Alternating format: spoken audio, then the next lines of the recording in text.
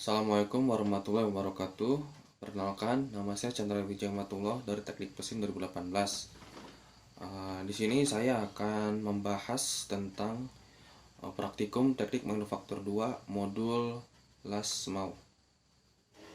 Las sendiri memiliki arti yaitu penggabungan antara dua logam atau lebih.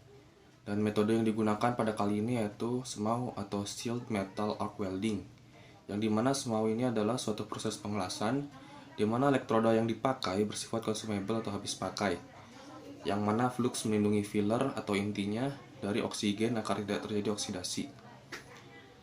Semau merupakan satu teknik pengelasan dengan menggunakan arus listrik berbentuk busur arus dan elektroda berselaput. Tipe-tipe lain contohnya dari pengelasan itu sendiri ada SAW yaitu submerged arc welding, ada GMAW gas metal arc welding, dan plasma arc welding. Sebelum melakukan proses pengelasan, kita harus men-setting terlebih dahulu si mesin lasnya itu untuk menentukan kuatnya arus nantinya.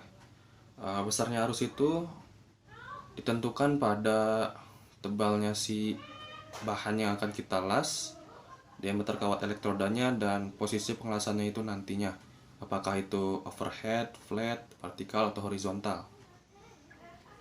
Nantinya ketika pengelasannya itu si elektrodanya akan mengalami pencairan akibat dari pemanasan dari busur listrik yang timbul antara ujung elektroda dengan permukaan benda kerjanya.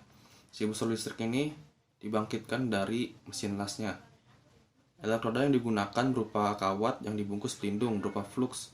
Elektroda ini selama pengelasan akan mengalami pencairan bersama dengan logam induk dan membeku bersama menjadi kampuh las. Lalu ada 3 jenis macam elektroda. Yang pertama, elektroda tanpa salutan atau tanpa flux. Yang elektroda jenis ini sudah jarang sekali digunakan dalam proses pengelasan. Dan yang kedua ada elektroda dengan salutan tipis, dan yang ketiga ada elektroda dengan salutan tebal. Elektroda dua-duanya ini yang paling umum sering digunakan pada proses pengelasan. Lalu ketika proses pengelasan, kita juga perlu memperhatikan kecepatan tangan kita ketika menarik si elektrodanya. Bila kita terlalu lama dalam menarik elektroda, nantinya si manik-manik akan berbentuk datar atau lebar. Bila kita terlalu cepat menariknya, nanti si manik-maniknya akan membentuk cekung. Dan juga kita perlu memperhatikan jarak antara si elektrodanya dengan si logam. Bila kita terlalu dekat, nantinya si elektroda akan menempel pada bahan yang kita las. Dan bila terlalu jauh, nantinya tidak akan terjadi busur api. Jarak yang disarankan yaitu 1-2 mili antara elektrodanya dan si bahan yang sedang kita las. Selanjutnya ada 3 jenis alur las yang umumnya dipakai. Yang pertama alur zigzag, yang kedua alur spiral. Nah, alur spiral ini yang umumnya sering dipakai untuk pemula dalam proses pengelasan. Dan yang ketiga ada alur segitiga. Lalu ada tipe-tipe sambungan. Kita ibaratkan 2 buku ini adalah material logamnya. Yang pertama ada tipe sambungan lap joint. Jadi nantinya si materialnya ini ditumpuk dan akan dilasnya di bagian yang atas ini yang ada space-nya dan bagian bawahnya. Lalu yang kedua ada bolt joint, yaitu dimana pengelasannya itu di tengah-tengahnya. Jadi nanti pengelasannya itu di antara kedua si benda logamnya ini.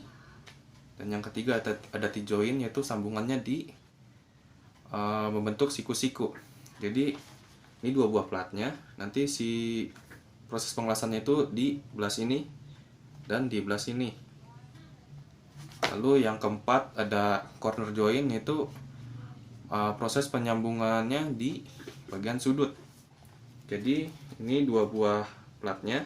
Nah, nanti prosesnya itu di belah sininya, di sudutnya ini.